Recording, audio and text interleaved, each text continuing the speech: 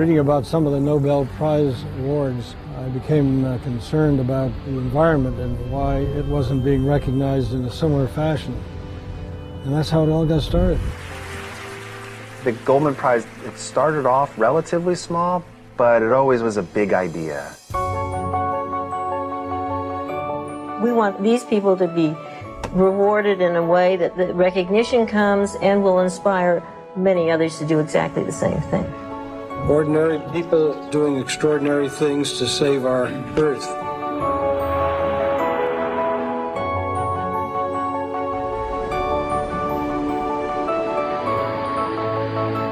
The real heroes are the people on the front lines. They're people who stood up against injustice in their own backyards. They're all activists, or they wouldn't have gotten where they are. I'm not a scientist. I am the mother. For her, one overall goal is that people will become so aware of their environment that they will do everything in their power to protect it. Never say it can't be done. Dream and dream big. It's possible. We are willing to offer our lives and we are willing to die. The Goldman Prize winners, they tell their stories. The honorees talk about how they overcame difficulties and stood up for what they know is right. People are just in awe at the courage that is shown to really protect their homeland. I do not want any blood spilled. And that's why they move people so much.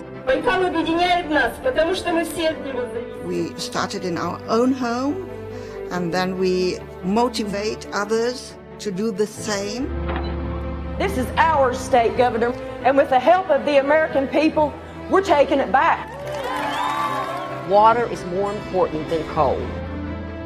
It's the question of life and death, nothing less than that. There is no way that the kind of change that we want to see around the world would happen without these individuals who stepped up and said, I'm going to make it my personal cause. If you see a problem and you see that no one else is doing anything, you're elected.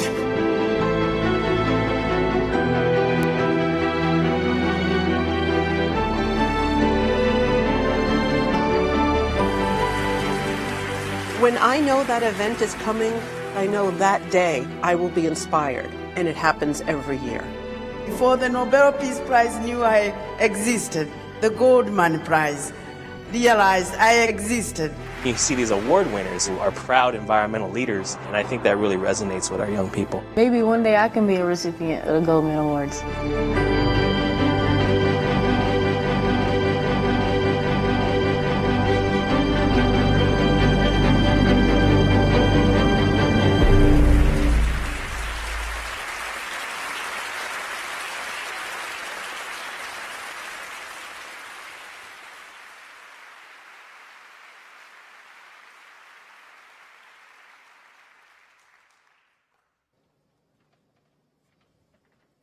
Ladies and gentlemen, please welcome the president of the Goldman Environmental Foundation, John D. Goldman.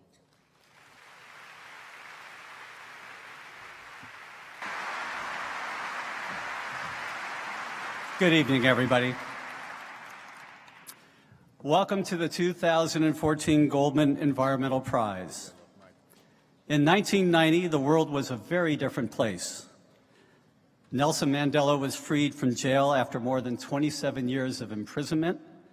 East and West Germany were reunited. The Nobel Peace Prize was awarded to Mikhail Gorbachev. And in honor of Earth Day, the first Goldman Environmental Prize ceremony was held on April 16th of that year. The idea of a prize for environmental activism came from Richard Goldman. Dad was not only intrigued by recognitions like the Nobel, but also deeply affected by the killing of Chico Mendes in 1988 and the massive oil spill of the Exxon Valdez in 1989. Working closely with his wife, Rhoda, as well as the rest of the family and the staff of the foundation, their dream of a prize became a reality a short time later. Today, after 25 years, the essence of the prize has not changed.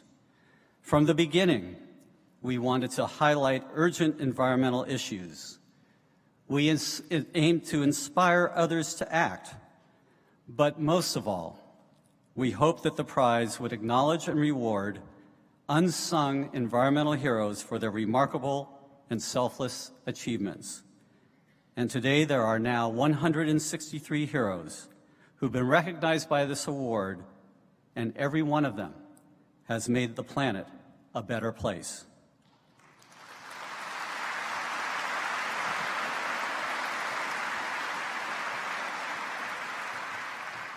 Unfortunately, the headlines of today raise the same alarms that they did back in 1990. Critical issues such as dwindling forests, extinction of species, challenges in conserving our water resources, protecting people from pollution and toxins, and the overarching threat of climate change need to be addressed more aggressively than ever before. Yet the incredible achievements of the prize winners and every person who is committed to healing our planet show that progress can be made. The 25th anniversary is a time to celebrate the legacy of our parents and the many people involved in the prize over the years. Susie, Doug, and I are immensely honored to assume the mantle of what our parents established. And as a tribute for this occasion, we are pleased to announce an increase in the amount of the prize by $25,000 for each of our winners. Thank you. This moment also serves as a springboard for our future, knowing that we have exciting opportunities ahead. We want to amplify the impact through our prize winners by telling their stories not just during this occasion, but throughout the entire year. We know that our prize recipients are just beginning their work, so we intend to support them as they expand their efforts. And given the incredible example they set, we intend to complement their achievements. To that end, I'm delighted to announce that my siblings and I have decided to join other foundations and institutions around the country in the fight against climate change by completely divesting the Goldman Environmental Foundation's assets from all fossil fuel companies.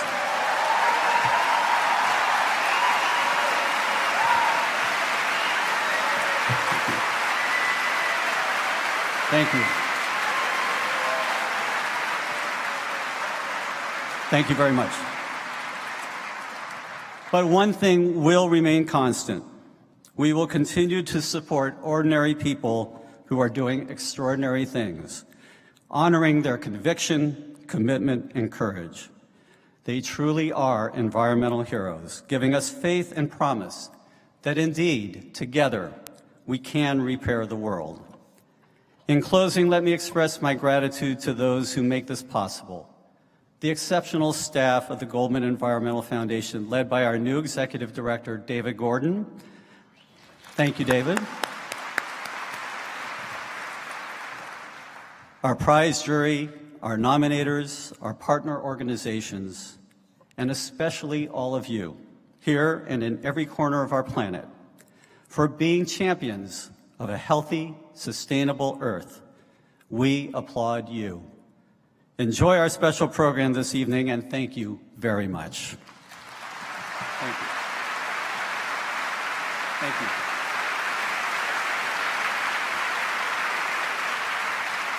Thank you. It is now my pleasure to introduce to you an award-winning journalist, documentarian, news anchor, producer, and television personality who is joining us this evening from New York. Her career began at NBC on The Today Show and the Nightly News.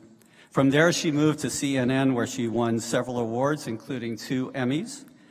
Last year, she launched Starfish Media Group, a media and distribution company dedicated to producing empowering stories that covered divisive and challenging issues of our time. And in the wake of Hurricane Katrina, her husband and she formed Starfish Foundation, helping disadvantaged young women go to college. Ladies and gentlemen, please help me welcome our Master of Ceremonies for this evening, Soledad O'Brien.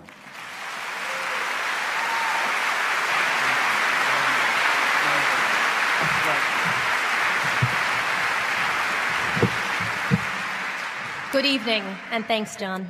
I am so pleased to join you for this incredibly special occasion, the 25th anniversary of the Goldman Environmental Prize. Now, before we begin, I'm going to ask you to refrain from filming, recording, or photographing tonight's event and the artists' performances. In 1989, the environmental problems facing the world were vast, and the public awareness of the severity of the issues was on the rise.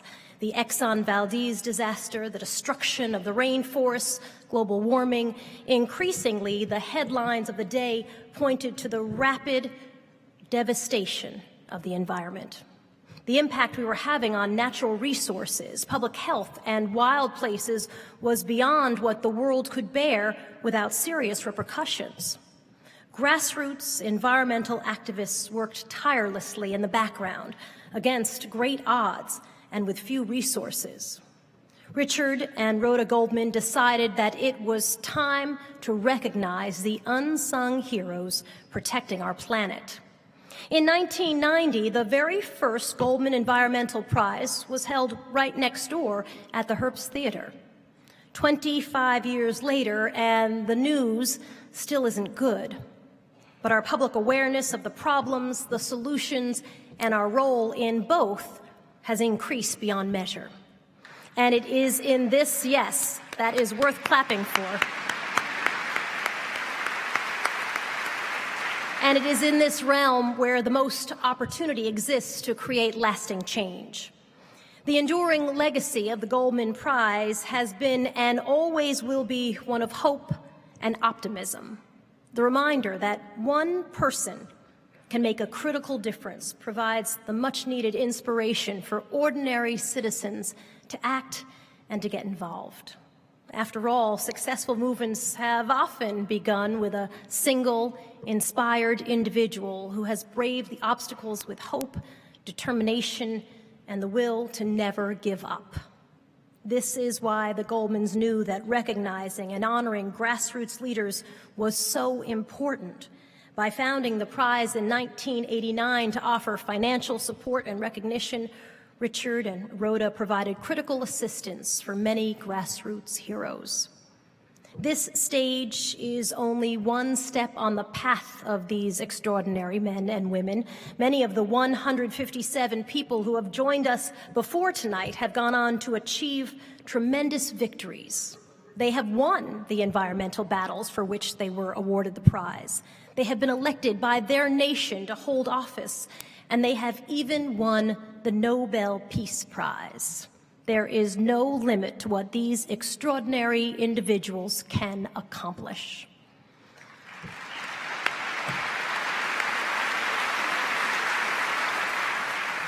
Now, as you look through this evening's program, you will see a sample of the environmental achievements that have affected us all.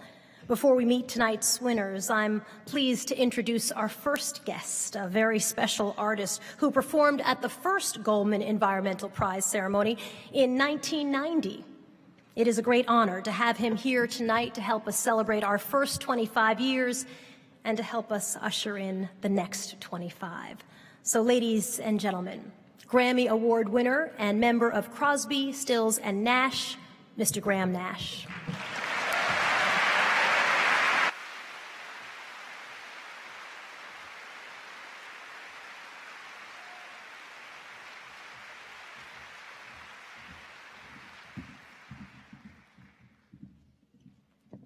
Thank you very much. It's a great honor to be back. And to all those people who were here on the very first award ceremony, we can't go on meeting like this. We have to do this more often, I think. This first song that I'm about to sing has been married for so long. It's a piece of David Crosby music that we stuck on the front of a piece of my music. I'm going to play it for you on tape, and we'll follow that with my song for the Great Wales called Wind on the Water. And this piece of David's called Critical Mass was recorded about a mile away in the early 70s. This is Critical Mass followed by Wind on the Water.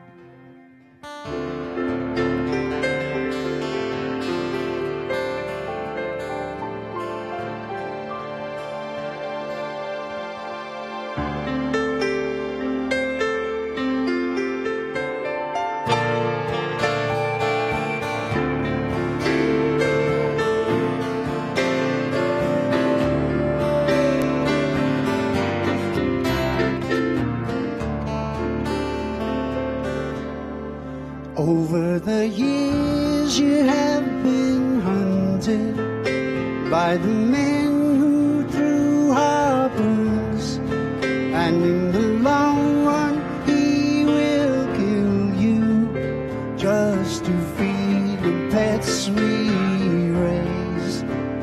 Put the flowers in your vase and make the lipstick for your face.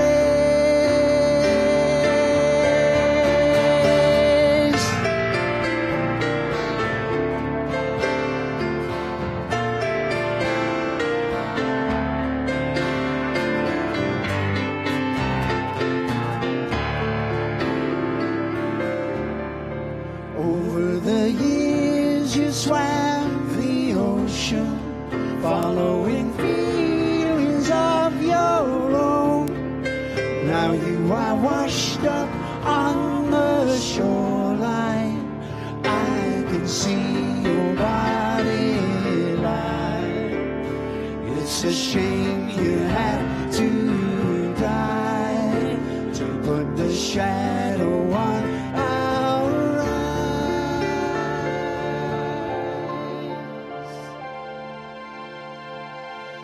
Maybe we'll go, maybe we'll disappear. It's not that we don't know,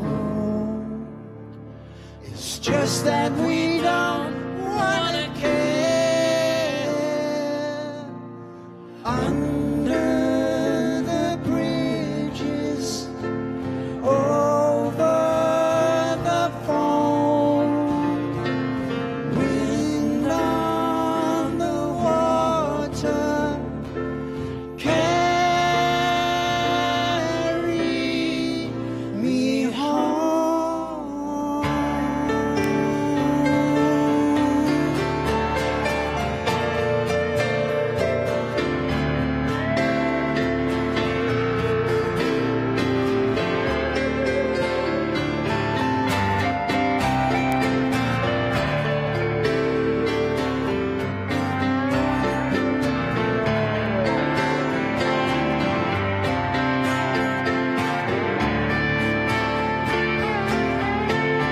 Over the years you swam the ocean, following feelings of your own. And now you are washed up on the shoreline.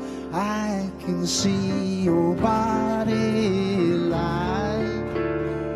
It's a shame you have to die to put the shadow on our under the bridges over the foam, wind on the water.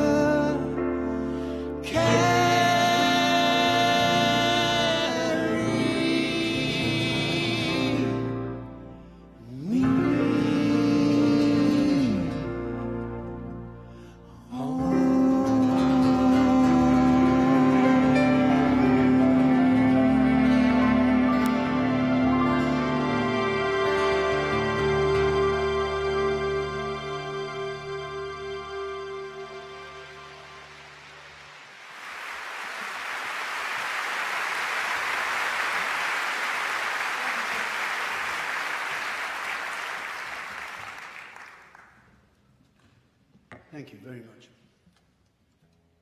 I'd like to dedicate this song to the Goldman family.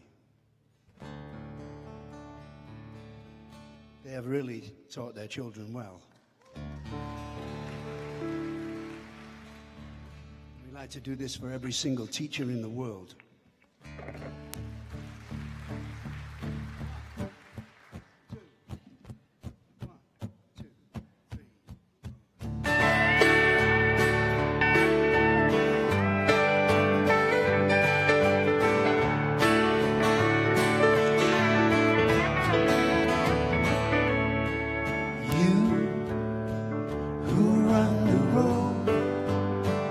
Must have a code that you can live by, and so become yourself, because the past is just a goodbye.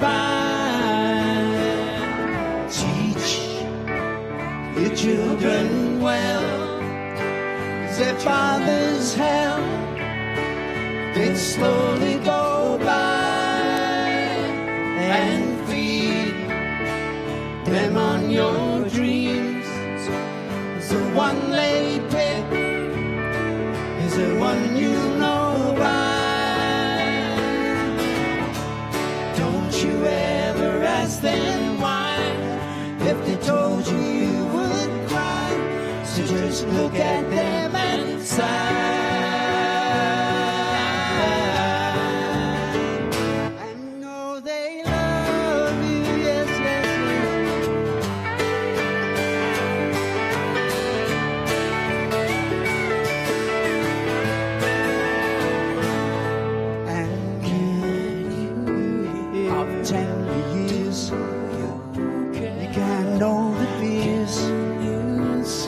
Your elders grew by, and so please help them with your youth, 'cause they seek the truth before they can die. Teach your parents well, 'cause their children's hell will slowly go by.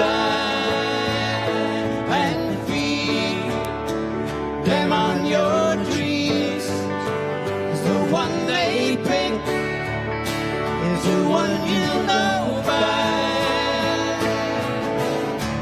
Don't you ever ask them why, if they told you you would cry. So just look at them and sigh.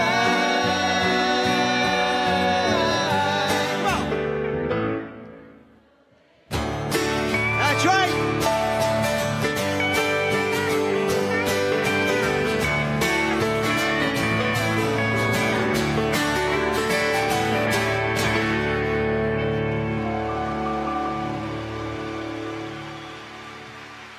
James Raymond on the piano.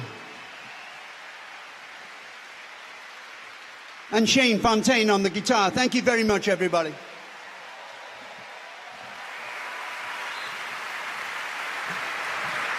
Ladies and gentlemen, Graham Nash. And I know there are some guests joining us tonight who remember Graham's first performance with us back in 1990. Tonight we're joined by several former winners of the Goldman Prize, and I'd like to ask them to stand and be recognized tonight.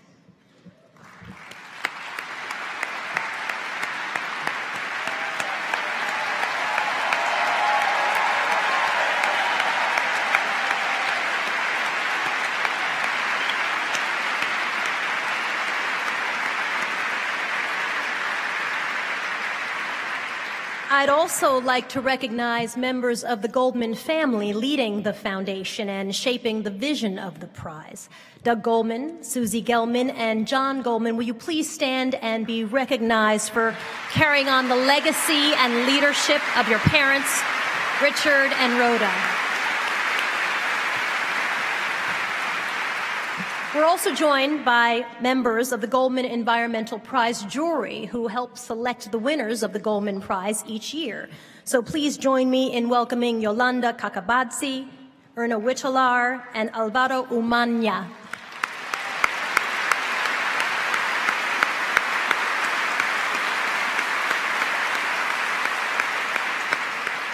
And we are very pleased to announce that the Goldman Environmental Prize has been increased from $150,000 to $175,000, which will be awarded to each of tonight's prize winners.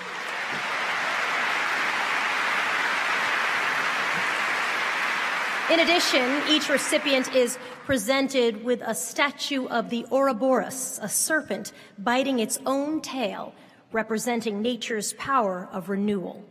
Presenting the Ouroboros will be Doug Goldman, Vice President of the Goldman Environmental Foundation. It's now my pleasure to introduce to you another environmental hero this evening, a friend of Richard and Rhoda. He and his mother, Ethel, have also been longtime supporters of the Goldman Prize. We are delighted to welcome our special guest, Mr. Robert F. Kennedy, Jr.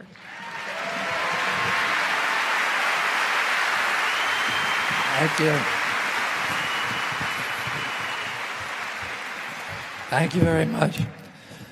I have to start by apologizing because I knocked out my voice. And I'm most disappointed about that because I can't give a proper tribute to the honorees tonight, these extraordinary heroes, or to the Goldman family, who I love.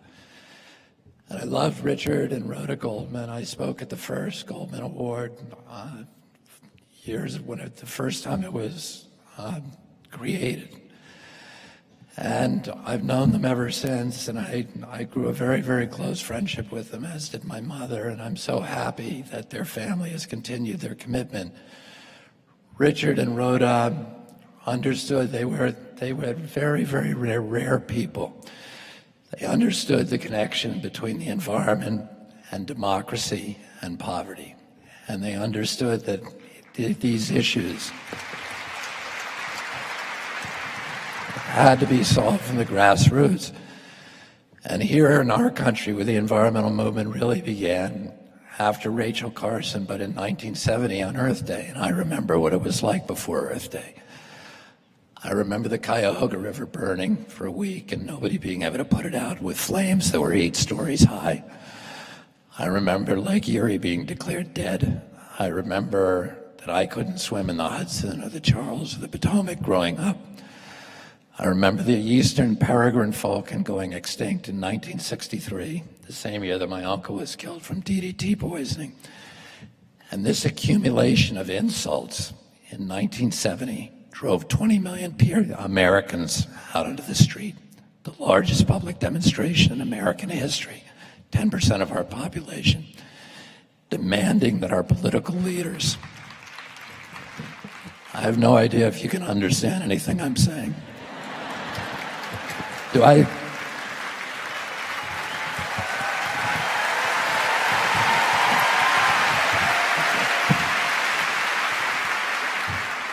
sound like I'm yodeling? Anyway, 10% of our population, and it frightened the leadership, the political leadership of this country, this vast Democratic outpouring. Republicans and Democrats, Nixon was president then, created over the next 10 years, created the EPA, 28 major environmental laws, the Clean Air Act, Clean Water Act, Endangered Species Act, the RCRA, CERCLA, the Safe Drinking Water Act.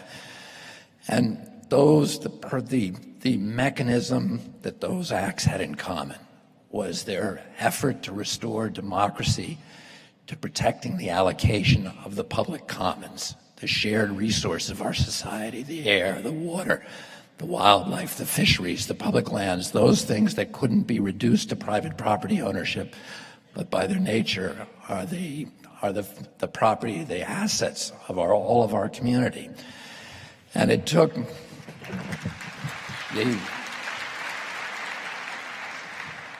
the industry was caught off, the polluters were caught off guard.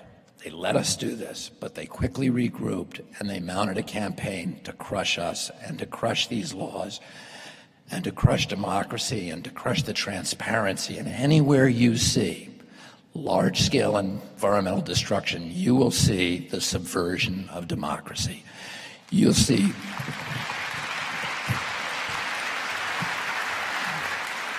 the capture of the agencies that are supposed to protect us from pollution, the people from pollution.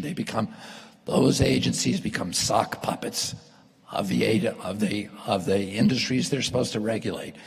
You'll see the corruption of public officials. You'll see the disappearance of transparency, the subversion of the press that's supposed to, again, inform us and preserve democracy.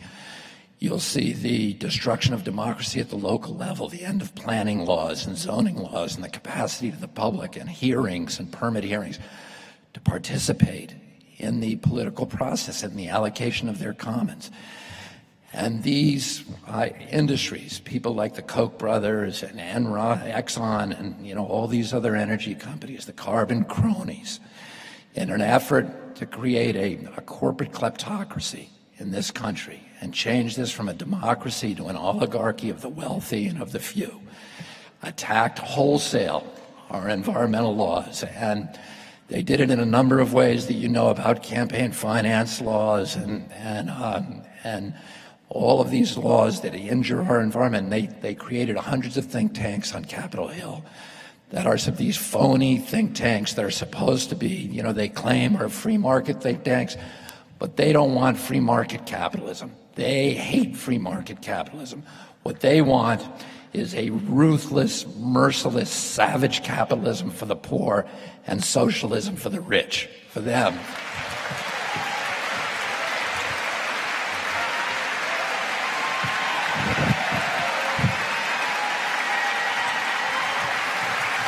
And they want a ticket to steal what belongs to us. The air, the water, the rivers, the shorelines. Everybody that did these are ancient laws that protected them. The Code of Justinian, the Magna Carta, all the way back through our history. The law was that everybody has a right to use the commons. Nobody has a right to use it in a way that will diminish or injure its use and enjoyment by others. And they mounted a wholesale attack on those things. And today, they're continuing that attack. They see the biggest threat to them is solar energy, wind energy, renewables, which are now at grid parity. We can beat them in the marketplace, but they won't let us. They are preserving these huge subsidies of hundreds of billions of dollars a year that go to the carbon industry and to the incumbents. And the New York Times reported this week something that we've been seeing, because I'm in these industries, that the Koch brothers are using these phony think tanks to go around, like the ALEC, the American Legislative Exchange Council, and the Competitive Enterprise Institute, Cato Institute, the Heritage Foundation, to go state by state and put taxes, excise taxes on solar panels when you put them on their home. They went to New Jersey and made it illegal to sell Teslas and other electric cars in the state of New Jersey. They've made it almost impossible to build transmission lines in this country and very easy to build pipelines. There's been 16,000 miles of pipeline built in this country over the last 12 years and only 600 miles of transmission. because they're trying to destroy this industry because they know that we can beat them on a level playing field. We're cheaper than them and we can beat them, but this is a democratic industry. The political system of a country reflects its economic organization. And when you have a few people like the Koch brothers and Rex Tillerson controlling all the oil and all the coal, the political system will begin to resemble an oligarchy. But when you spread that out and let millions of people participate in the process of generating energy, we will become more and more like a democracy, the kind of democracy that we're supposed to be in this country, and that all of these winners, I'm going to say one last thing. You know, you hear from the Tea Party, you hear that, the big enemy of democracy is big government. And I agree with that. Big government is a threat to democracy. When there's drones spying on us, and when they're opening our mail, and when they're listening to our phone calls, and reading our text messages, and torturing people, and putting them in jail without trial, and suspending habeas corpus, and telling the American people that the Bill of Rights and the U.S. Constitution are luxuries we can no longer afford in this country. So big government is a threat, but that's not what the Tea Party cares about. They don't care about any of those issues. They just don't want to pay their taxes. And they don't want a black person to be president of the United States. And I'm just telling the truth.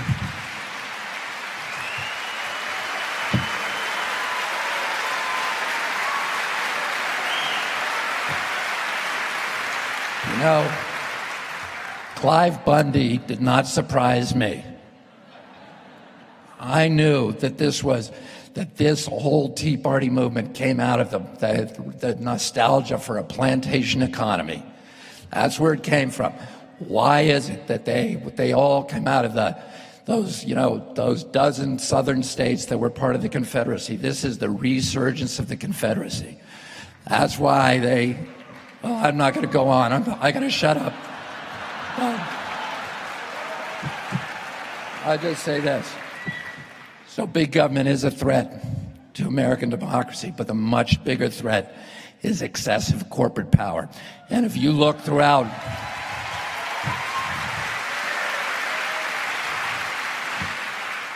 our nation's history, our most visionary political leaders, Republican and Democrat, have been warning the American people against the domination of corporate power. Teddy Roosevelt, a Republican, warned the American people. He said, this country would never be destroyed by a foreign enemy like Osama bin Laden. But he warned us that our beloved democratic institutions would be subverted by malefactors of great wealth who would rob them from within. Dwight Eisenhower, a Republican, in his most famous speech ever, warned the American people against the domination by the military-industrial complex, which he meant the oil companies as well. Abraham Lincoln, the first Republican and the greatest in our history, in 1863, at the height of the Civil War, said, I have the South in front of me, and I have the bankers behind me. And for my country, I fear the bankers more. And Franklin Roosevelt said in 1942, he said that the domination of government by corporate power is, quote, the essence of fascism. And Benito Mussolini echoed that, who had an insider's view of that whole system. He complained that fascism should not be called fascism. It should be called corporatism, because there was the merger of state and corporate power. What we have to understand in this country and around the world, and it's what all of these honorees understand intuitively, is that the domination of government, of business by government, is called communism. The domination of government by business is called fascism. And what our job is to walk a narrow lane in between, which is free market capitalism and democracy. And in order to do that, we need to keep big government at bay with our left hand and big business at bay with our right. And we need a strong, independent press that is willing to speak truth to power. And we need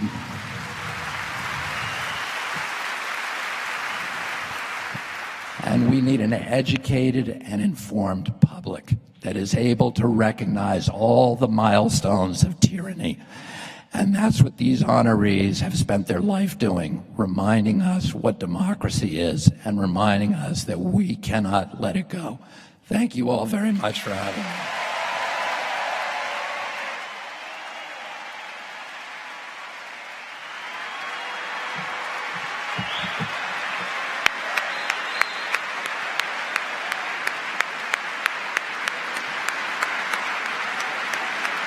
Thank you, Bobby. Robert Redford is not only one of the most prolific and successful actors and directors of our time, he is also a committed environmentalist. For more than 10 years, he has narrated the prize winner videos. And to thank him for his continued support and for being the voice of the Goldman Prize, tonight we are honoring him with this special award.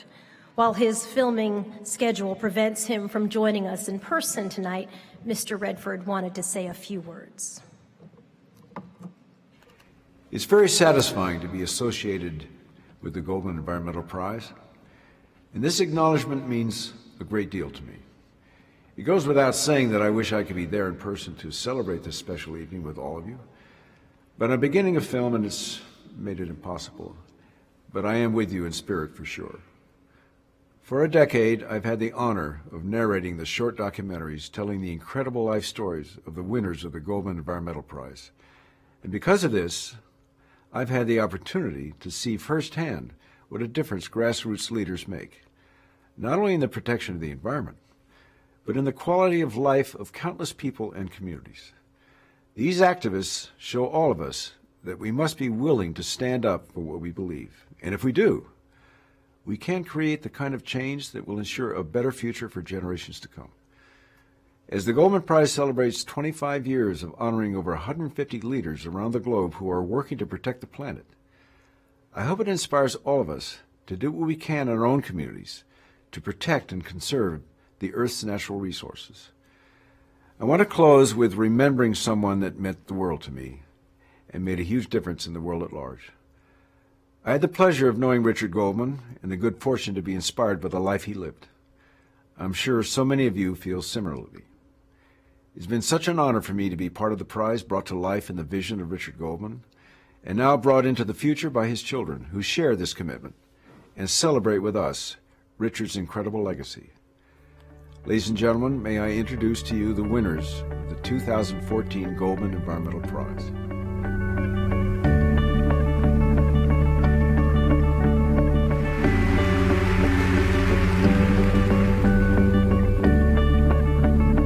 To much of South Africa, Durban is known as a vacation destination with luxury resorts dotting miles of sumptuous beaches. But to the residents of South Durban, it's an entirely different reality. The poor neighborhoods there are surrounded by chemical plants and oil refineries that are known as Cancer Valley. More than half the population suffers from asthma. It's been going on for over 50 years, where the governments willingly allow the chemical industry to do as they please. There are double standards in how they manage their plants in black neighborhoods. They live in an environment that is highly polluted, and it's always poor people who are affected the most. Desmond Desau spent half of his adult life working in a chemical factory here, but he wasn't fully aware of the extent of the pollutants in the local atmosphere. When a massive oil refinery explosion traumatized his neighborhood, Desmond took a hard look at the specific causes of the many health and environmental issues that were crippling his community. The causation of cancer and leukemia is directly linked to the high levels of benzene and sulfur dioxide. Imagine 60 tons of sulfur per day.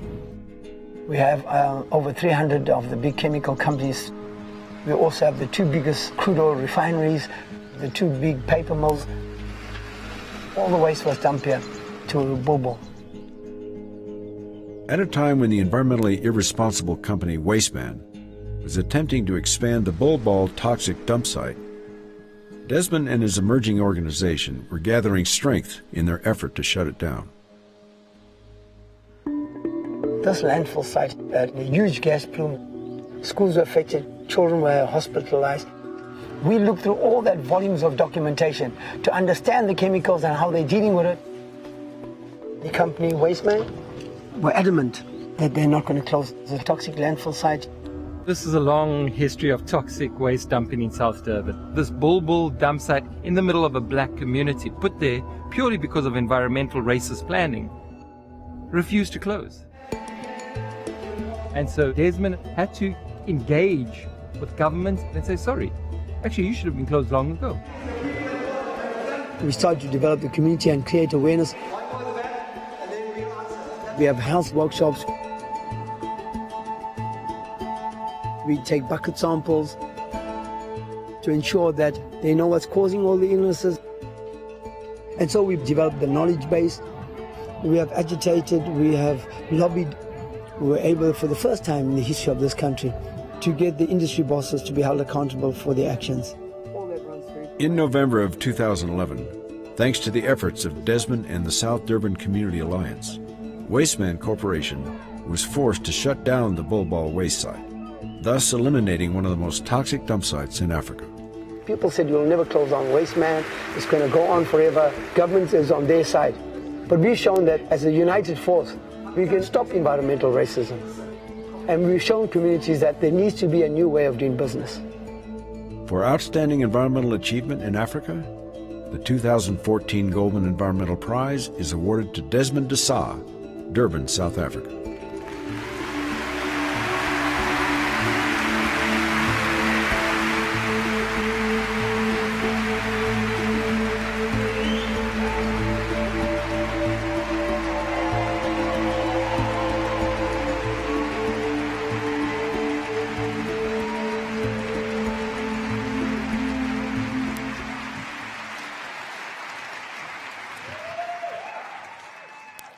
Friends and the Goldman family, I received this award as we mark the 20th anniversary of our democracy in South Africa.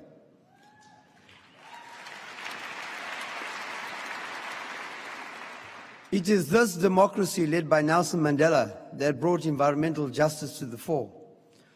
After democracy came to South Africa, we expected that our constitutionally guaranteed right to a clean, healthy environment would be a given. Instead, it has meant an ongoing struggle to keep our neighborhoods free from pollution and the fight for our rights against the power of big business. This has been a long personal struggle for me. I've seen our children poisoned by local industry and the toxic chemicals they left in abandoned factories where kids play. Like many people in South Durban, I lost a family member to cancer. My brother died 4 years ago. My daughter suffers from asthma. It's a struggle that I share with the communities here in the Bay Area, those living in the shadows of the refinery in Richmond.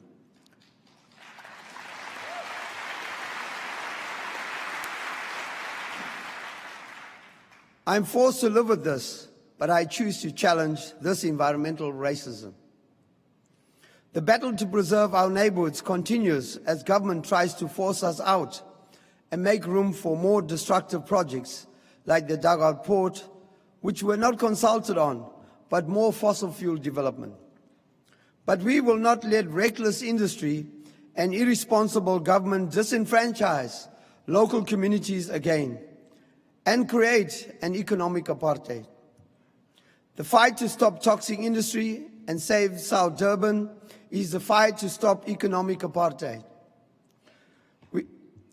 We call on you to join us in asking the South African government to put people before industry and say no to the port. Environmental racism has no place in the world, not in Richmond or in Durban. I thank you.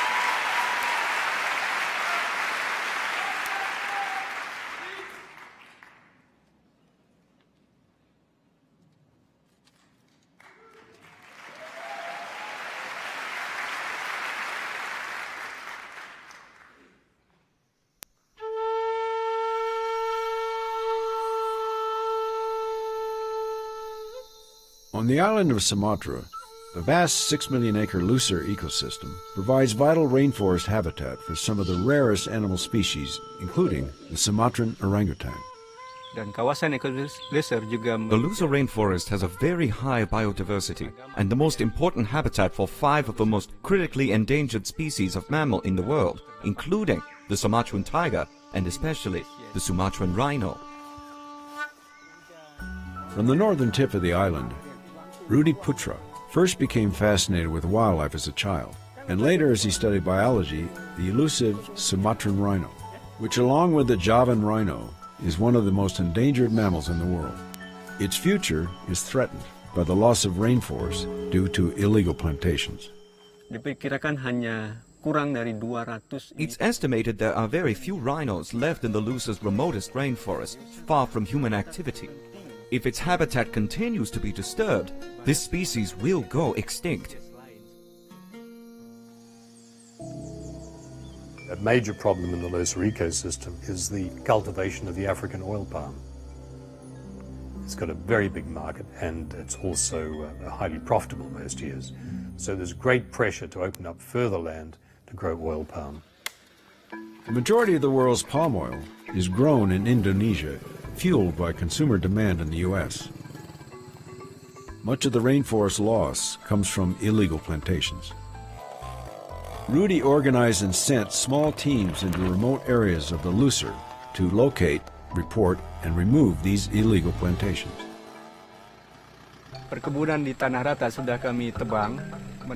We cleared our first plantation by cutting down all of the oil palms. And from 2009 to today, the forest returned on its own, naturally.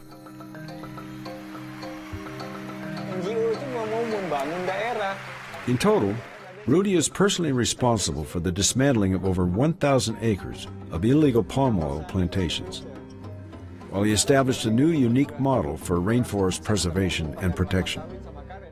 Rudi was the first person to organize all of the NGOs, local village chiefs, the police, local parliamentarians, local government officials. Rudi brought all these people together, explained why they could not tolerate further illegal exploitation of the forests, and then he would cut the palms down physically. Building on his remarkable achievements, Rudi's efforts to save the rainforest and Sumatran rhino are far from over. Recently, we started an international petition against damage to the ecosystem, and we got over 1.4 million signatures worldwide, which were submitted to the Indonesian government to cancel their plans to develop the rainforest here. We are determined to win this battle too. For outstanding environmental achievement in islands and island nations, the 2014 Goldman Environmental Prize is awarded to Rudi Putra, Aceh, Sumatra, Indonesia.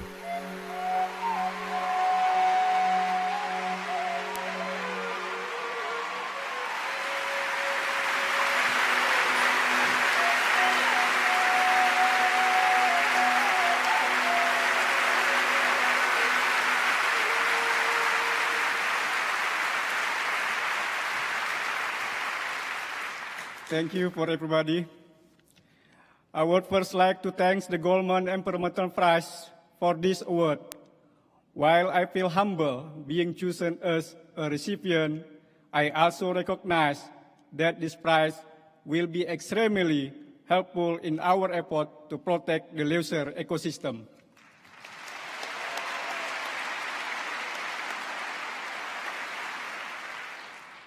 I dedicate this award to all of my friends and colleagues who are working right now in helping protect this vast expanse of forest. With very limited resources, they do amazing work to protect the Lucer ecosystem. They are heroes to me and millions of people who appreciate nature and recognize that this forest contributes so much to the life of the 4 million people surrounding it.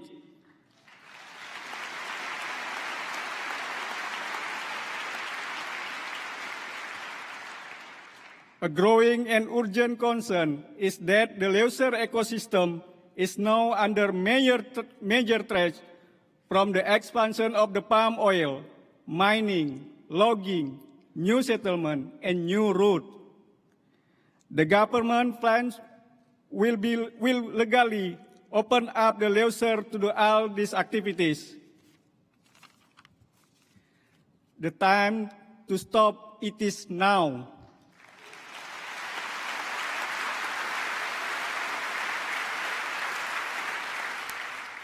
Join me in asking the Indonesian government to save the leisure ecosystem. Visit our website, thelastplaceonearth.org,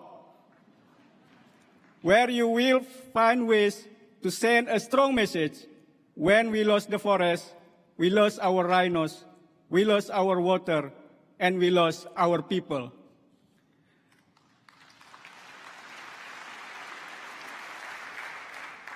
By dedicating my life to the leisure ecosystem and the forests of Aceh, I feel that I can make a real contribution to our life, my nation, and the world. Thank you.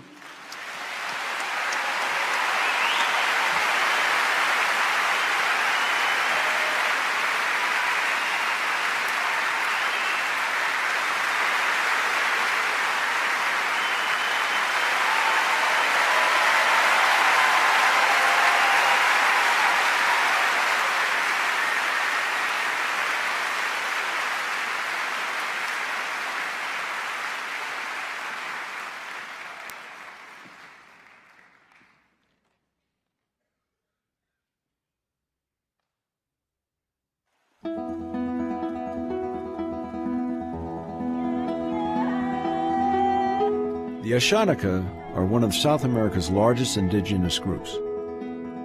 Their homeland covers a vast region from northwestern Brazil to the watersheds of the Peruvian Andes. This place is sacred to us culturally as Ashanika. We have creation roots here. This is the place where all indigenous Amazon people first appeared. The Na River Valley is one of the last remaining intact rainforests in the Amazon. The Ashanika, like Ruth, depend on the land for their survival. In 2010, the governments of Brazil and Peru signed an energy agreement for hydroelectric dams in the Amazon without consulting the indigenous people. The first stage was 5 hydroelectric dams in the jungle. If a dam was built in Paquitzapango Canyon, we would be flooded out, and 7,000 to 8,000 Ashanika would be completely displaced. The environment would be completely destroyed. In the 1980s, Ruth's family and thousands of other Ashanika fled for their lives during Peru's brutal civil war. Thousands of others were killed. Amidst the social violence that occurred, the government abandoned us, and my father was killed.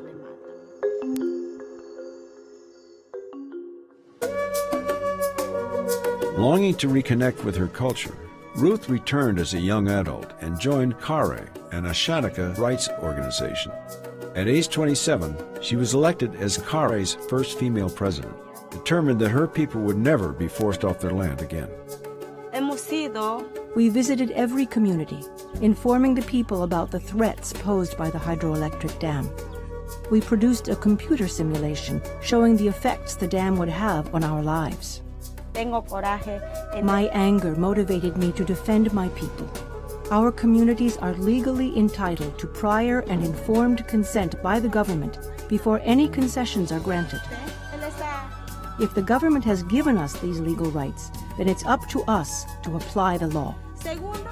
Ruth united the Ashanika in a region-wide assembly, demanding the government take back the concession.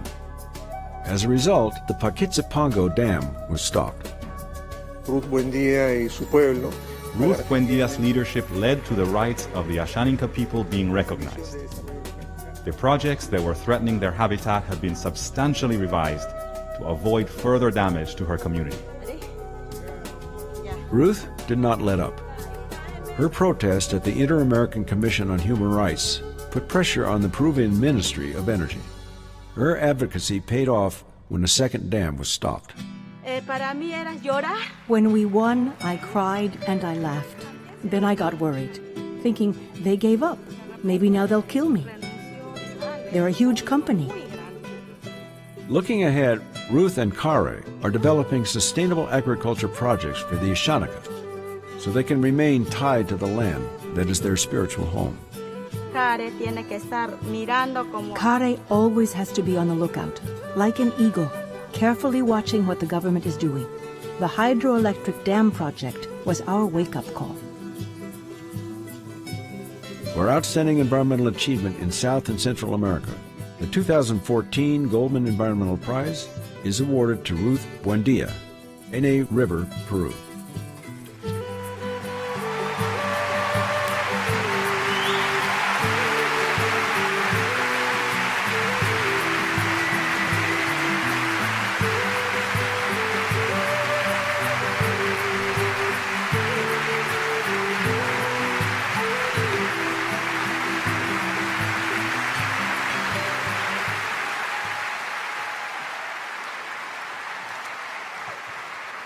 Buenas noches con todos. Estimados ciudadanos de San Francisco, amigos de familia Goldman, amigos organizadores, tengan muy buenas noches.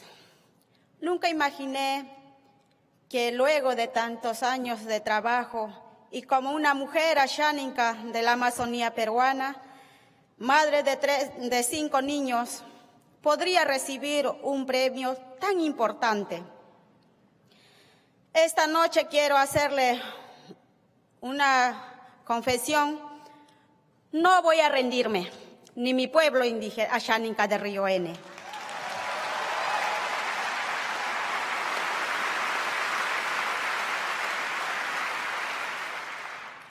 Resistimos el terrorismo de Sendero Luminoso. Casi nos extermina.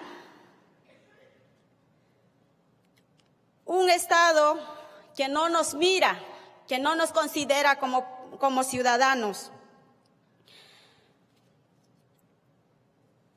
Y ahora crecen las amenazas alrededor de nuestros ríos, como por ejemplo el narcotráfico, la extracción de petróleo y gas.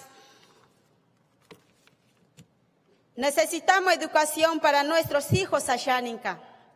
Solo la educación nos dará poder como asháninka para el desarrollar con pertinencia en armonía en el medio donde vivimos, manteniendo nuestra cultura. Debo decir que esta lucha no solo ha sido mía, sino todos de los hermanos asháninkas, todos aquellos jefes, líderes, lideresas, autoridades. Detrás de mí hay gran equipo de personas e instituciones que me supieron ayudar en los momentos más difíciles. Agradezco también a mi familia, a mi esposo que está presente aquí.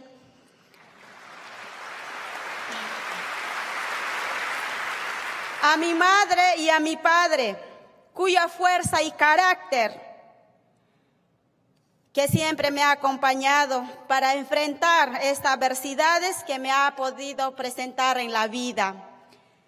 Gracias. Pasonki Maroni.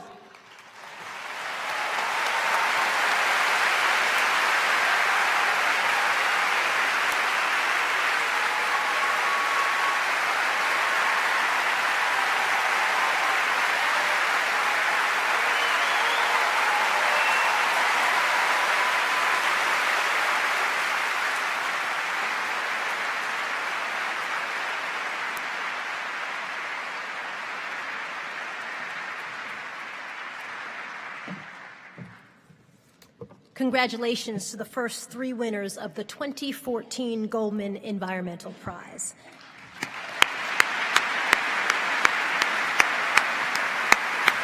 I'd like to take a moment now to point out an important tradition of the Goldman Prize. If you will look up in the balcony, and we might need the lights up for that, you will see that we are joined by 500 special guests. Our special guests, will you wave, please? Here we go.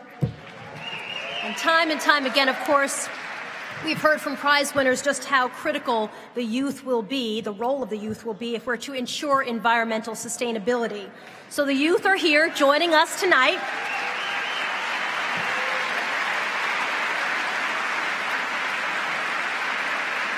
And they're members of environmental organizations, local, public, and private schools, and youth leadership organizations. So please join me in welcoming the next generation of environmental heroes here tonight as part of the Goldman Prize Youth Program. We want to thank you for your hard work and your dedication and your commitment and for joining us this evening. Now, for the rest of you folks in the audience, I want to invite you to share your favorite moments from tonight on Twitter and Facebook. You can use hashtag GoldmanPrize25. If you need any help, I'll refer you back to the 500 students in the balcony who should be able to hook you up. Okay, now it's time to meet the final 3 winners of the 2014 Goldman Environmental Prize.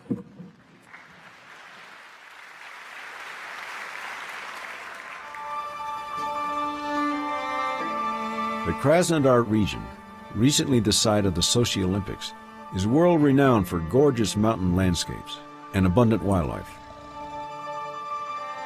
This vast, magnificent territory was also Suren Gazarian's classroom when he earned a doctorate in zoology with an emphasis on the study of bats.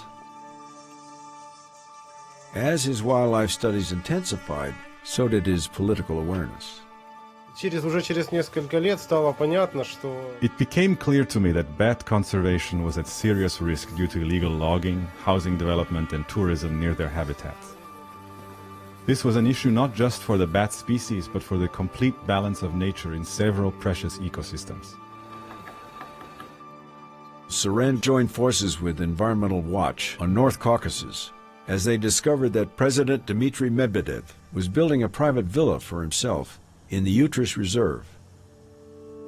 Vladimir Putin had stripped the reserve of its protected status. The Utris Reserve has a number of rare plant and animal species that can only be found in this part of the world. If that biodiversity is lost, it could never be restored. I said to myself, we are losing this site that we have been studying. What's the point of studying it if I know it will no longer exist tomorrow? Suren and Environmental Watch were very brave and uncompromising to speak out about this problem. We implemented a blockade to prevent Medvedev's villa from being built. We started a social media campaign against the project that recruited 10,000 people.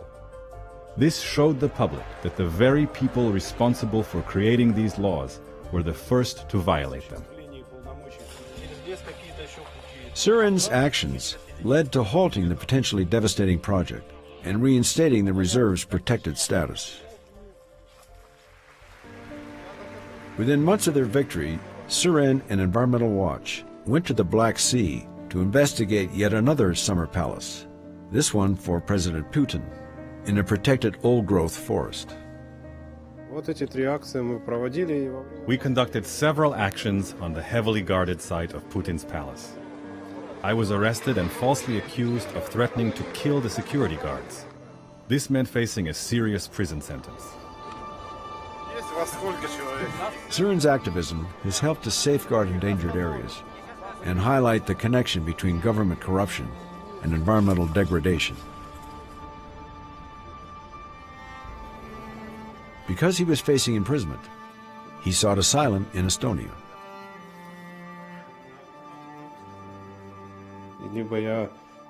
If I had stayed in Russia, I would be in prison. Looking forward, my main goal is to continue to try to change people's consciousness so that they better understand that nature isn't something we can just sell off and get rich on. We have to preserve these places for future generations. For outstanding environmental achievement in Europe, the 2014 Goldman Environmental Prize is awarded to Suren Gazarian Krasnodar, Russia, currently in exile.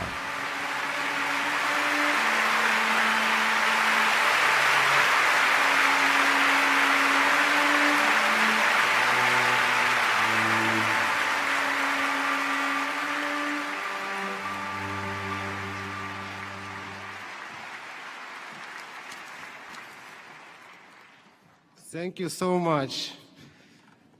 First of all, I'd like to thank all the people who helped me in the past 2 years, my colleagues and my friends from many countries, and express my gratitude to Estonia, thanks to which I remain free and can speak here. However, the main credits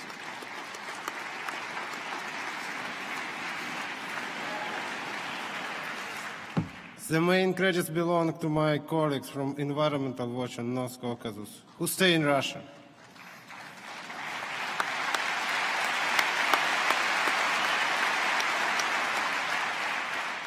People who came to power in our country through electoral fraud and dirty propaganda perceive our organization and other civic groups as enemies. Police, prosecutors, and courts have become a tool of pressure on civil society activists, while society itself has no tools to protect these people, unfortunately. Standing up for the environment or human rights or anything at all becomes impossible without democracy and political freedom.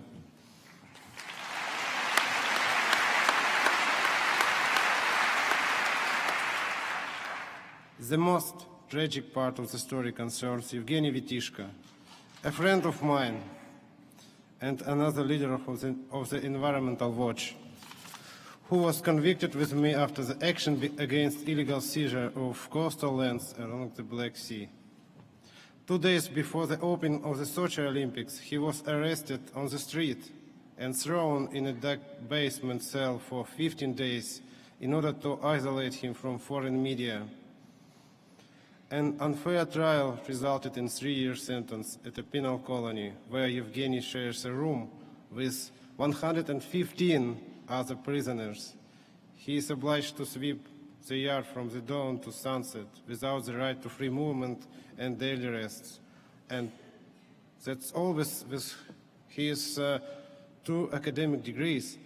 Evgeny retains his courage and dignity in these humiliating conditions. But we need your support to make him free. Please.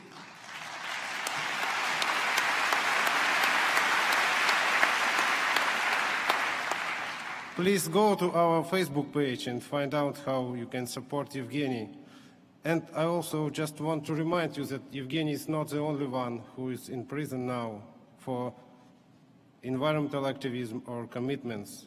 Freedom for Evgeny Vitishko and other environmental activists.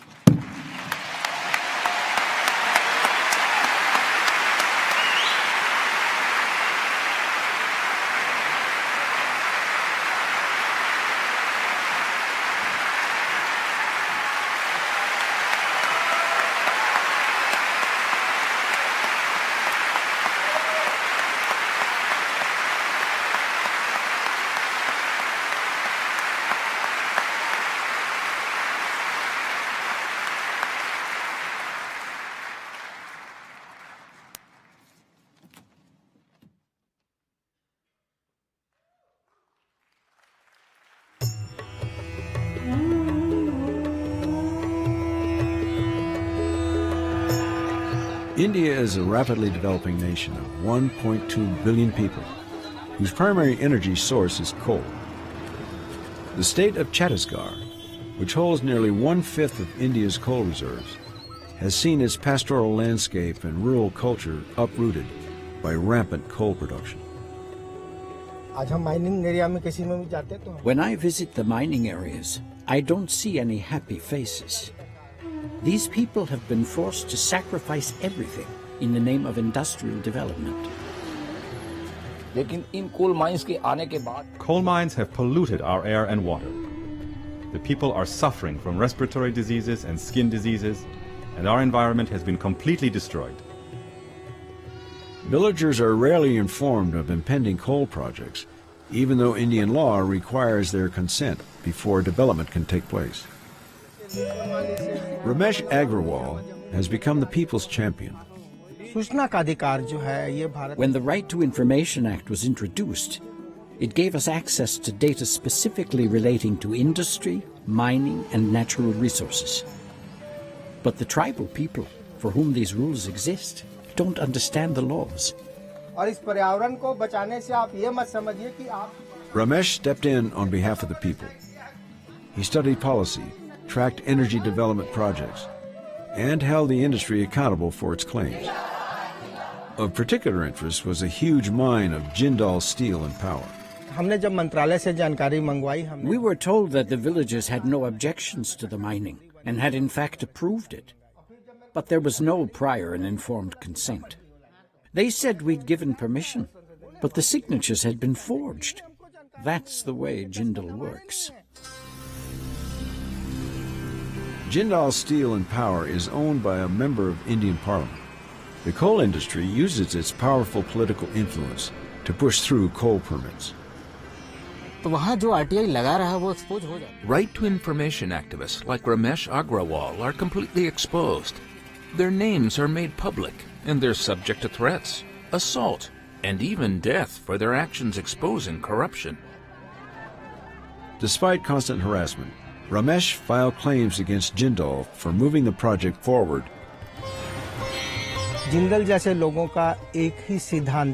First, they tried to bribe me. Then they trapped me in a legal case and had me thrown in jail. Still, I pursued them. It took 4 long years before the National Green Tribunal finally revoked the permits for Jindal's mine. We persevered, and we won. But the victory came with consequences. Gunmen broke into Ramesh's internet cafe, shooting him twice at point-blank range, leaving him for dead.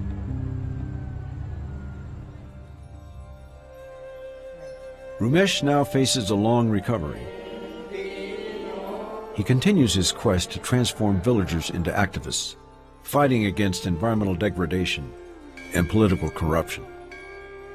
His work has become a model for other communities throughout India.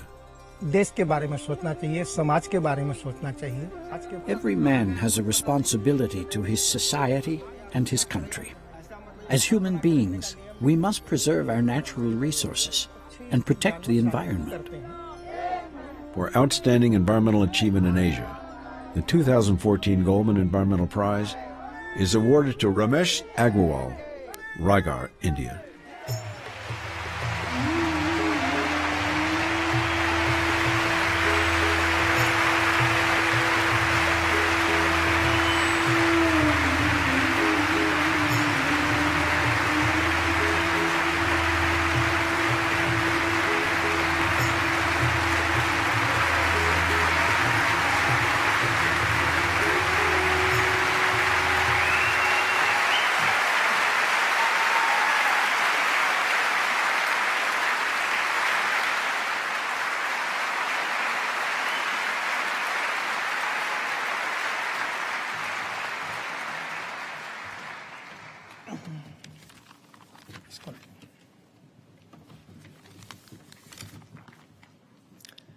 नमस्ते। Goldman परिवार का हार्दिक धन्यवाद जिसने विश्व के प्रतिष्ठित पुरस्कार से मुझे सम्मानित किया। यह सम्मान मैं भारत के 11 ग्राम के ग्रामीणों, legal initiative for forest and environment, जनचेतना के मेरे साथी और मेरे परिवार को समर्पित करता हूं। कोयला खदानों और पावर प्लांट संचालित करने के लिए जिंदल एवं अन्य ने पर्यावरण एवं ग्रामीणों की आजीविका की चिंता किए बगैर प्राकृतिक संसाधनों, जल, जंगल, जमीन का अंधाधुंध दोहन किया। अपने विरोधियों के दमन के लिए इनका एक ही सिद्धांत है, खरीद लो, फंसा दो, हटा दो, जिसका जीवित प्रमाण आपके सामने है। हमने पर्यावरण को बचाने के उद्देश्य से जनचेतना के नाम से आंदोलन की शुरुआत कर लोगों में जागरूकता फैलाई। ग्रामीणों को मौलिक अधिकारों, आदिवासियों के सुरक्षा के कानून, सूचना का अधिकार अधिनियम से अवगत करवाना शुरू किया। साथ ही संगठित होकर आंदोलन करने के लिए प्रेरित किया।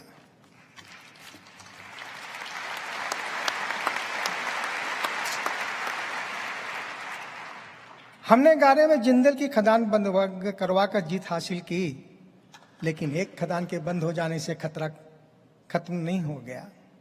अनेक खदानें चालू हैं और विश्व के सबसे गंदे ईंधन कोयले की कई नई खदानें खुलने की प्रक्रिया में है। समस्या बहुत विकराल है और चुनौती बड़ी है। यह लड़ाई सिर्फ कोयले के विरुद्ध नहीं, लेकिन सुशासन, नैतिकता, मनुष्य और प्रकृति के प्रति सम्मान के लिए है। अपने सीमित संसाधनों से पर्यावरण के प्रति जन जागरण का हमारा अभियान मरते दम तक जारी रहेगा।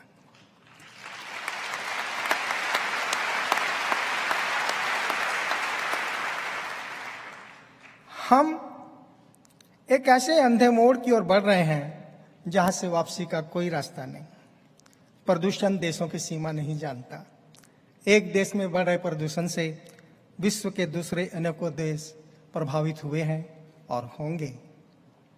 आइए हम संकल्प करें कि अपने निजी हितों को त्याग कर सब मिलकर पर्यावरण की सुरक्षा के लिए काम करेंगे। धन्यवाद।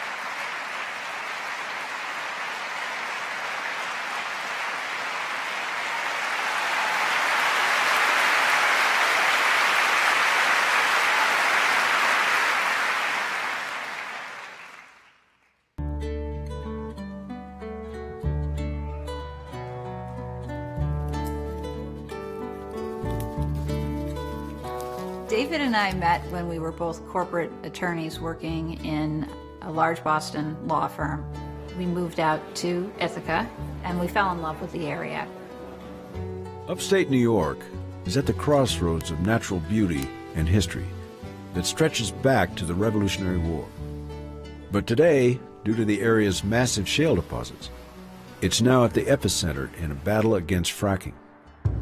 This whole area was targeted by the gas drillers for leasing before people really knew what fracking was all about. And it was sold as energy independence and the patriotic thing to do. I was one of those unfortunate people who signed a gas lease. The first well would have been 2 miles down the road. The truck traffic, the pollution, everything would have visited this farm. For it to be even marginally economically productive, you have to drill a very, very large number of wells. You're pumping that rock down there, where you're fracturing the rock above it, you're fracturing the rock below it. Every one of those holes is an environmental risk. It's not just gas. There are other things down there, heavy metals, radioactive material, methane. For us to say there won't be any repercussions is absurd. And that was just something I couldn't imagine happening here in Ithaca. So shortly thereafter, horror turned to resolve, and David and I decided that we were going to stay here and see this fight through. So we started looking at what sort of local land use laws could a town use against drilling, and the consensus was that local governments were powerless. But while you couldn't regulate the industry, you could simply say no. During their extensive research, Helen and David Slotje discovered a legal solution called Home Rule. This right to ban fracking came out of the state constitution, and this was an incredible power for local communities. So they began a petitioning drive. And communities from all across the state wanted to know, how do you do this? We spent thousands of hours working for free for these towns. As a result, there's over 200 communities that have taken action to use their home rule authority to protect their towns. But Helen's efforts did not come without risk. The industry members would ridicule us. They would follow us out to our cars at night to convince us that we needed to stop. We weren't going to stop. I welcome them to sue me. She changed the paradigm of human interaction with the oil and gas industry. As citizens, we have the right to say no. Though these local fracking bans were a remarkable achievement, Helen's focus now extends beyond New York State. Sue the U.S. government. You have to have all sorts of actions challenging the system itself. Victory is always sort of one step ahead of us, and there is still a lot of work to be done. So we're not giving up. Go ahead, bring it on. For outstanding environmental achievement in North America, the 2014 Goldman Environmental Prize is awarded to Helen Slotje, Ithaca, New York.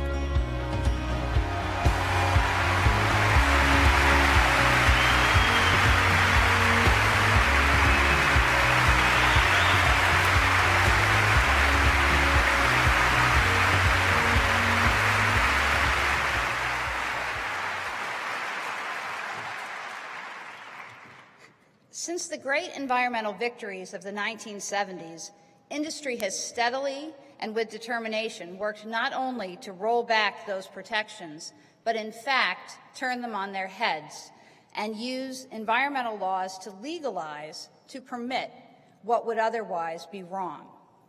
And their spin doctors have managed to convince many of us that being an environmentalist is a bad thing, that people who care about nature and the planet just don't understand basic economics, that sacrifices must be made in the name of energy security, national security, or whatever other crisis industry has invented simply to profit from.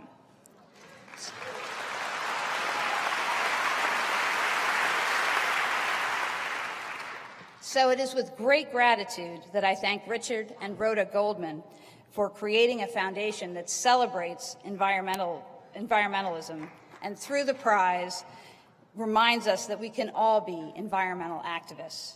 In fact, we all need to be environmental activists.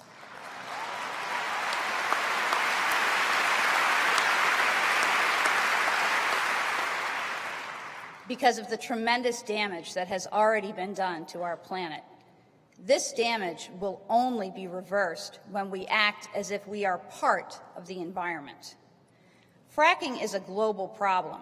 It threatens New York, where I live. It threatens California right now, and it has already decimated many places in between and is looking to spread around the globe. In New York, we are waiting a confirmation from our highest court that communities and people get to decide if fracking comes to their town. Here in California, we have started conversations with activists and attorneys to bring some of our strategies to California that have been so successful in New York. So California,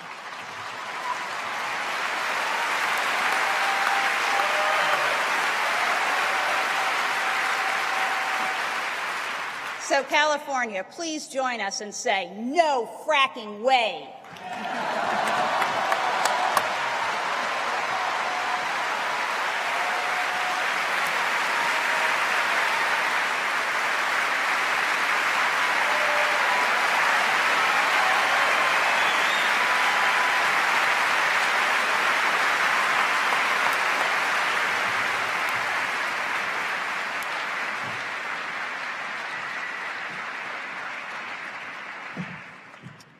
Once again, congratulations to the winners of the 2014 Goldman Prize.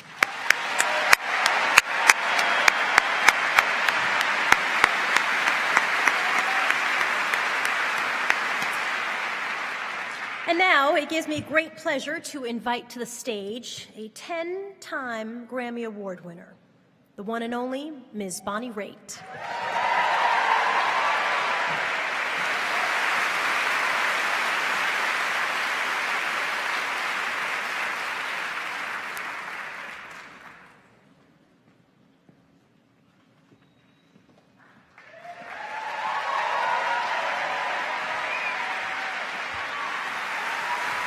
Thank you, Soledad. I'm so proud to be here honoring these 25 years of amazing work by the Goldman family. And I'm just verklempt, I'm full. I went out and got waterproof mascara just for this occasion because I knew I'd be singing right after these beautiful speeches and films. And congratulations and thank you to all the winners, past and present and future.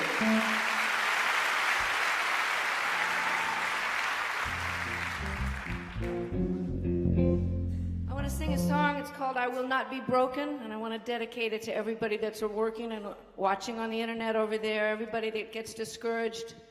I don't know about you, but Bobby Kennedy has lit a fire in me that is... I thought I was already lit, but tonight I'm recommitting myself, and I know we all will too. We will not be broken.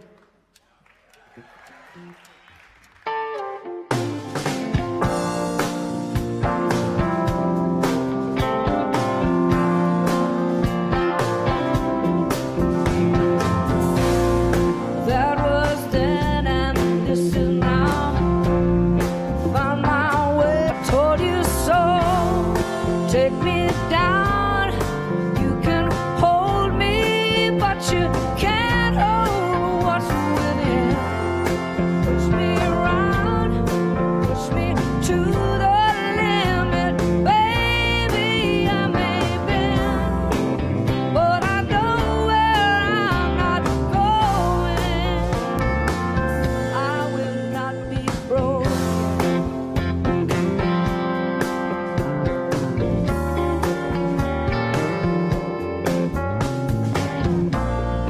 Someone other than who I am, I will fight to make my stand.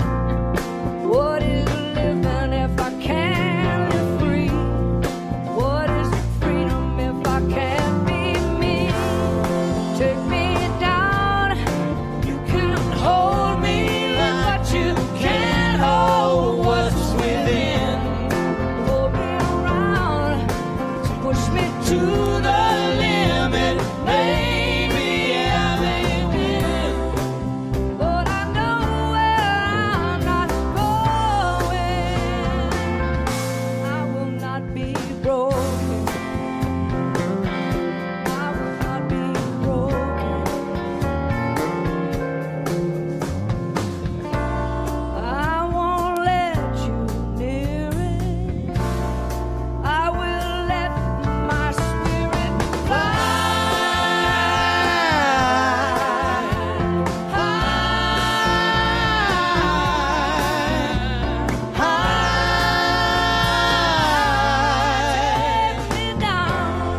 Take me down. You can hold me, but you can't hold what's within.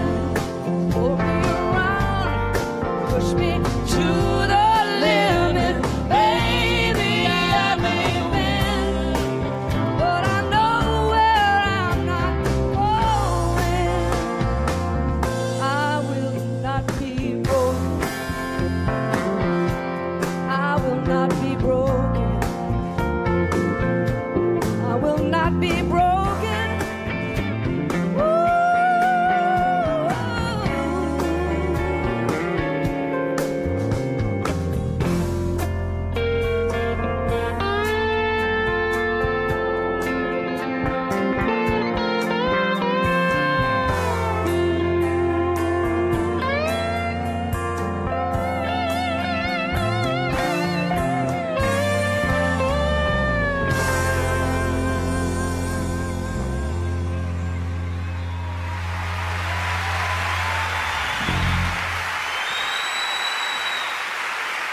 Thank you very much. Ricky Fattar from Durban, South Africa. Hutch Hutchinson from Somerville, Massachusetts. And James and Shane and all our crew, thank you so much for helping us put on a great 25 years.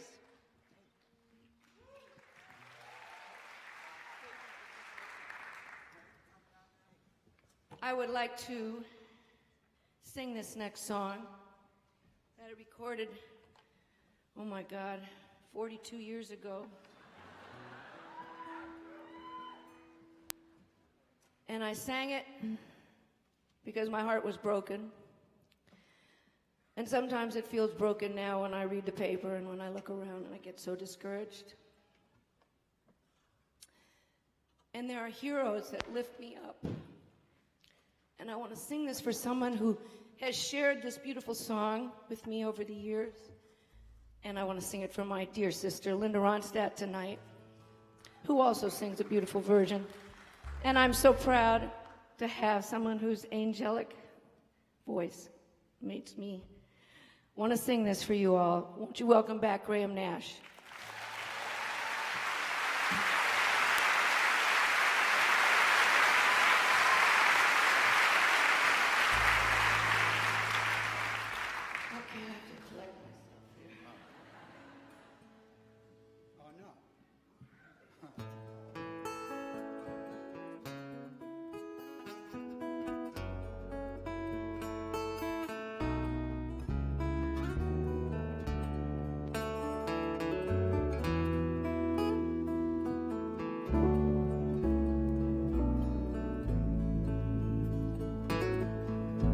I've had bad dreams too many times to think that they don't mean much anymore. Fine times have gone, left my sad home, and the friends who once cared just walk out my door. Love has no pride. When I call out your name, love has no pride. When there's no one left to blame, and I'd give anything to see you again.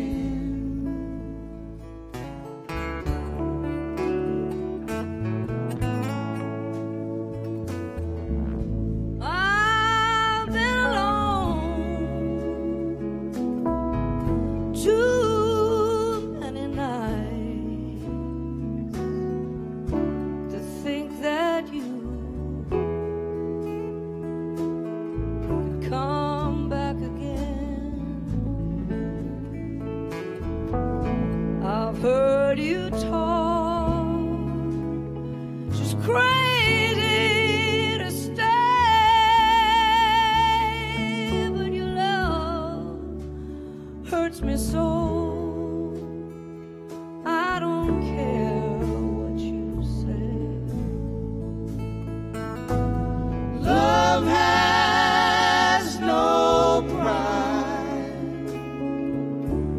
When I call out your name, love has no pride.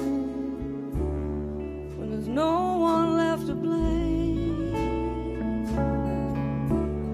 and I'd give anything to see you again. If I could buy your love, I'd probably try, my friend. If I still could pray, my prayer would never end. If you want me to beg or fall down on my knees, I'd ask you to come back. I'd be pleading for you to come back, begging for you to come back to me.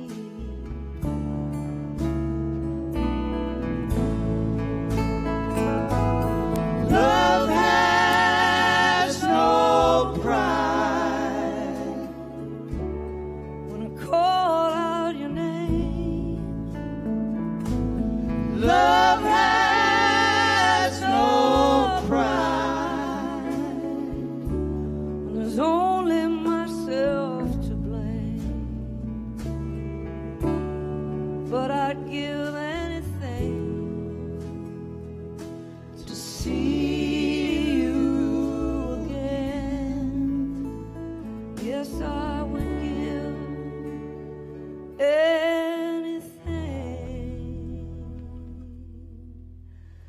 to see you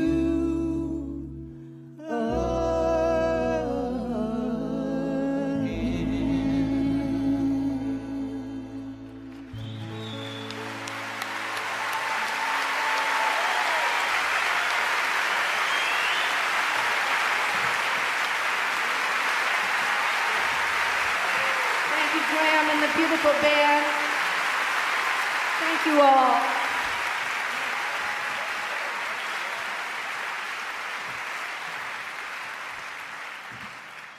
Well, the only way out of feeling that sad is to sing this song that I've been singing since it came out, Stephen Stills in 1966 with the Buffalo Springfield. And I've had the great honor of singing it with my friend Graham and all our No Nukes works over the years.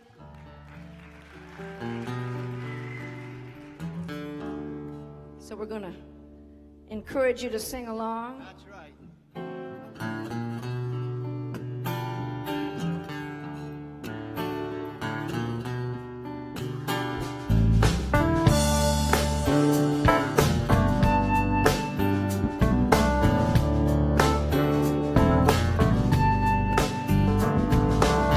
There's something happening here. What it is ain't exactly clear. I see a man with a gun over there. He's telling me I got to beware. Stop, hey, what's that sound? Everybody look what's going down.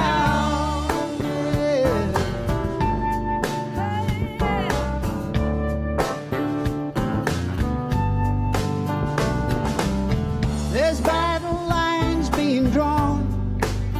Nobody's right if everybody's wrong.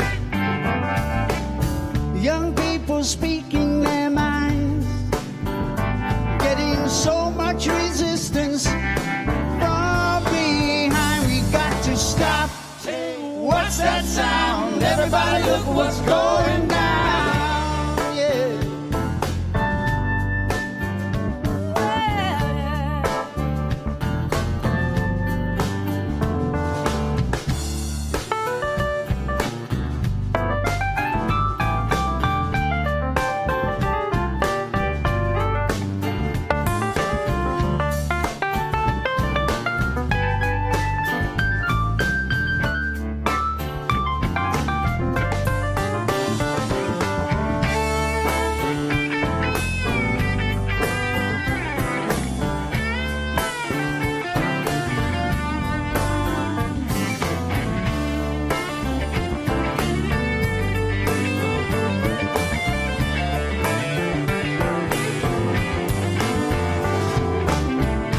What a field day for the heat. 10,000 people in the street. We're singing songs and carrying signs. Mostly said hooray for our side. Think it's time to stop. Hey, what's that sound? Everybody look what's going down.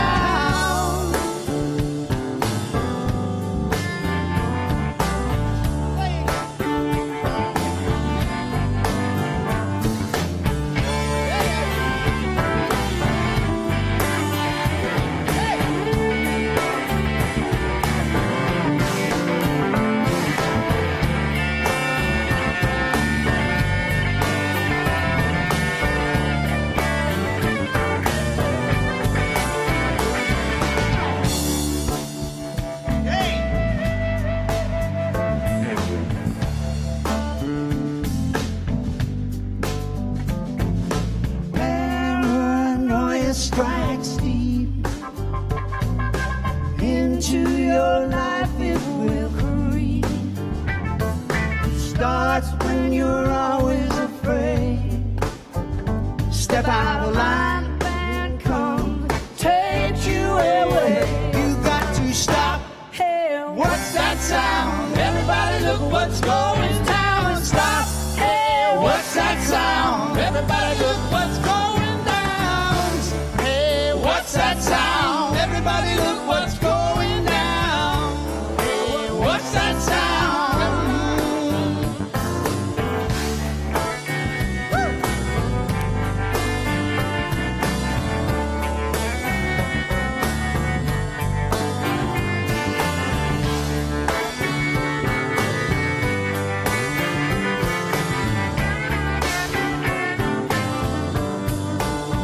It's time to stop.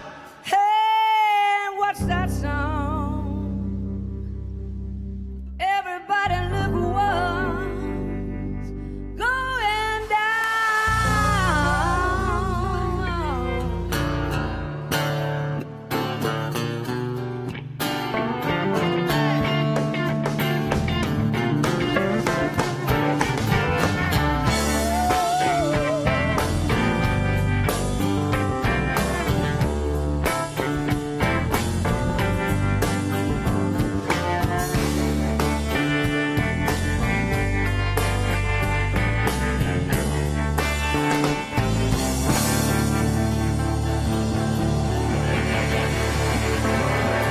Miss Bonnie Raitt, everybody.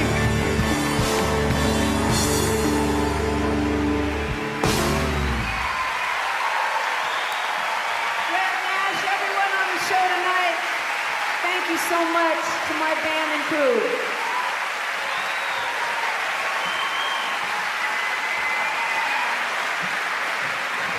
Bonnie Raitt and Graham Nash.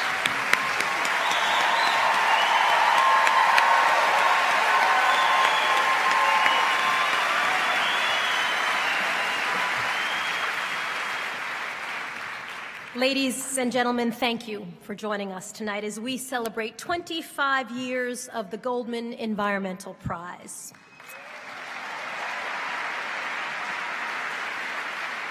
It's been a quarter century since Richard and Rhoda Goldman launched this bold and visionary endeavor to shine a spotlight on unrecognized heroes. We're grateful to their vision, to their dedication, and acting on their passion to create a better and safer world for us all. Now, as a reminder, I'd like you to please remain seated until the prize recipients have exited the theater tonight. And at the conclusion of this ceremony, we invite you to join us across the street at City Hall for a very special 25th anniversary celebration and reception to meet this year's prize recipients. Our youth organizations will enjoy a private program in the Dress Circle lobby. Tonight's 6 recipients, Desmond Dessaw from South Africa, Rudy Putra from Indonesia, Ruth Buendia Mestokiari from Peru, Surin Gazarayan from Russia, Ramesh Agrawal from India, and Helen Holden Slotji from the United States are each a powerful and important reminder that one person can make a world of difference. I'd like you to join me in welcoming back to the stage the 2014 Goldman Environmental Prize winners.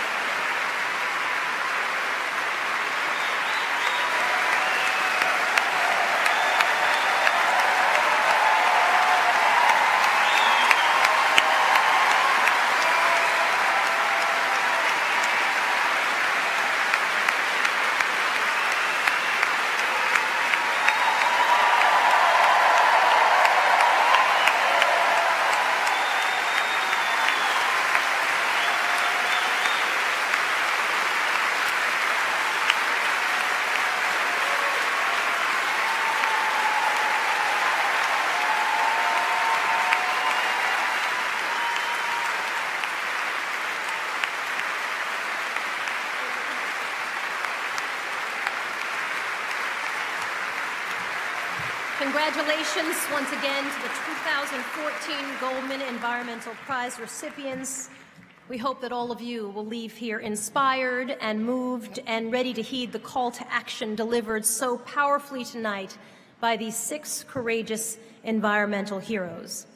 Thank you all, and have a great night.